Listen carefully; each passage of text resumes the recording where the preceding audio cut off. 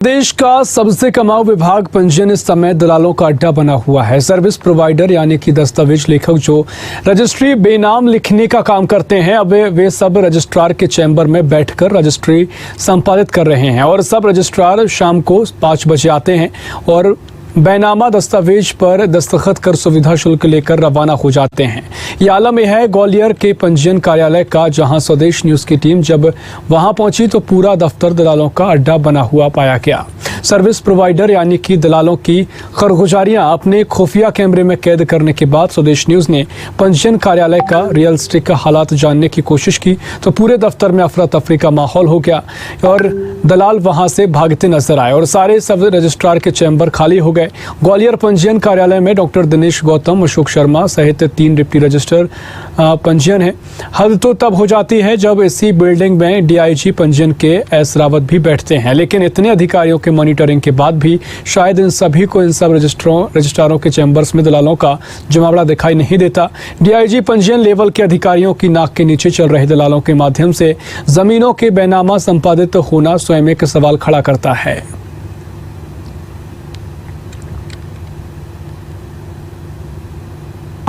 Office staff और आपका नाम है सर? मेरा नाम कुणाल। आप क्या हैं? Are you service provider? हाँ ये सिटिंग है। सर्विस साहब डॉक्यूमेंट देख रहा था। डॉक्यूमेंट देख रहे हाँ साहब कौन है? साहब ऊपर है। क्या नाम है आपका? अशोक जी शर्मा जी। अच्छा वो हो गया भैया आपका क्या नाम क्या है? रोहित। क्या हो गया? होना कुछ नहीं, आप काम कर रहे हैं, बढ़िया करिए। क्यों आप यहाँ पे किस पद पे हैं? आप किस पद पे हैं? अभी आ रहे हैं। आप किस पद पे हैं? हम तो वैसे ही बैठे हैं यहाँ का। चालू नहीं हो रहा था, नहीं चालू नहीं हो रहा था इसलिए चालू कर दिया। बाहर से आया हूँ तो चालू नहीं हो रहा था, चालू। सर्विस प्रोवाइडर मैं तो बाहर किसी का काम करता हूँ। कहाँ? किस कंपनी से?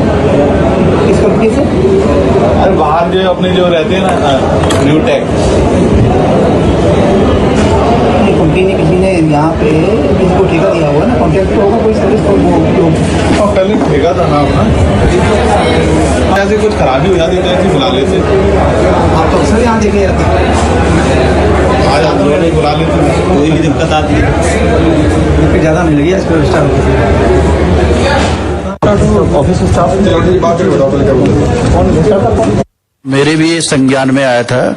इसके बाद कलेक्टर साहब से भी मेरी इस संबंध में चर्चा होने के बाद कलेक्टर सर की तरफ से समस्त पंजीयकों को इसके लिए निर्देश जारी कर दिए गए हैं। तो कभी भी आकस्मिक निरीक्षण में मुझे या अनुविभागीय अधिकारी या स्वयं कलेक्टर सर को इस तरीके की स्थिति पाई गई तो उन पर अनुशासनात्मक कार्रवाई की जाएगी। सर्विस प्रोवाइडर को लिखाई के लिए सिर्फ 1000 रुपए ले सकता है। एडवोकेट की फीस अलग होती है। एडवोकेट कुछ भी कर सकता है, वो मेरे अधिकार क्षेत्र से बाहर है। अगर इस तरीके का कोई मेरे पास प्रमाण आता मैं तत्काल उसकी ID समाप्त कर दूंगा। ये बात मेरे ध्यान में आई है कि जो रजिस्ट्री का कार्यालय है उसमें लोग बड़ी जल्दी आ जाते हैं क्योंकि दूर से आते हैं।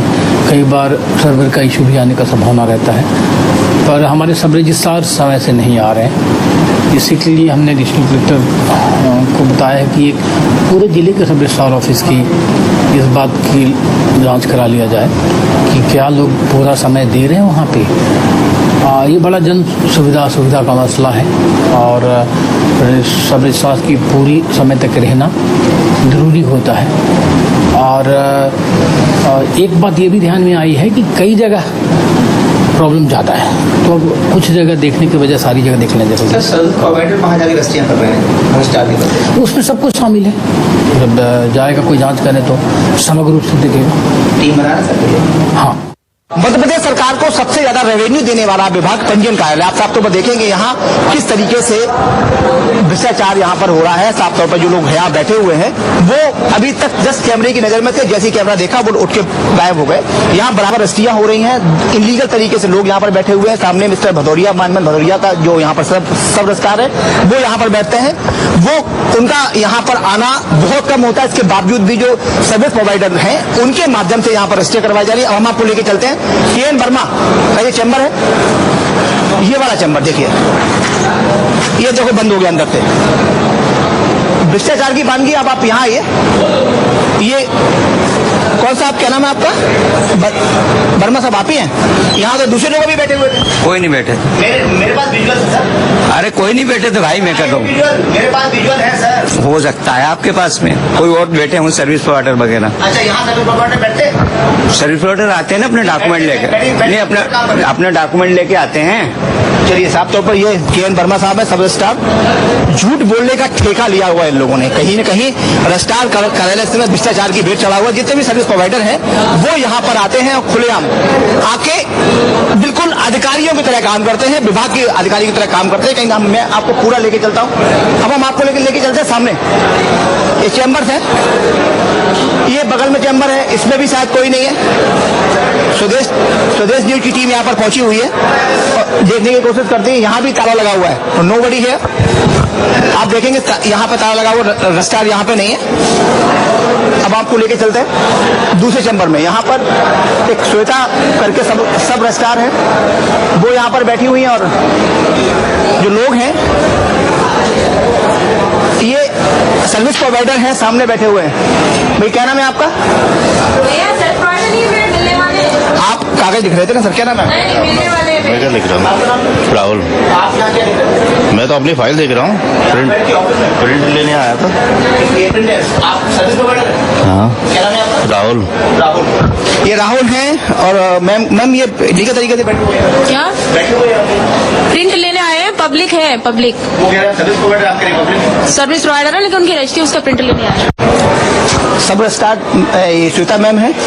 अब जितनी जगह आप देखेंगे यहाँ पर विभाग के लोग यहाँ पर कम हैं, जो सर्विस प्रोवाइडर हैं वो यहाँ पर ज्यादा हैं। स्वदेश न्यूज की टीम यहाँ पर पहुंची है, देखा है कि बाहर के लोग, जो दलाल जिसे हम कहते हैं, एजेंट जिसे हम कहते हैं, वो यहाँ पर काम कर रहे हैं। इसकी शिकायत कलेक्टर से भी की गई है। इसकी शिकायत जो यहाँ के पंचायत प्रमुख हैं जिला के, उनसे की गई है। देखना यह होगा खबर दिखाए जाने के बाद इस पर क्या कार्रवाई होती है। कैमरा पर्सन धर्मवीर के साथ अरविंद चौहान। रक्षाबंधन का त्योहार भाई बहन के रिश्ते को मजबूत बनाता है। रक्षाबंधन त्योहार के मौके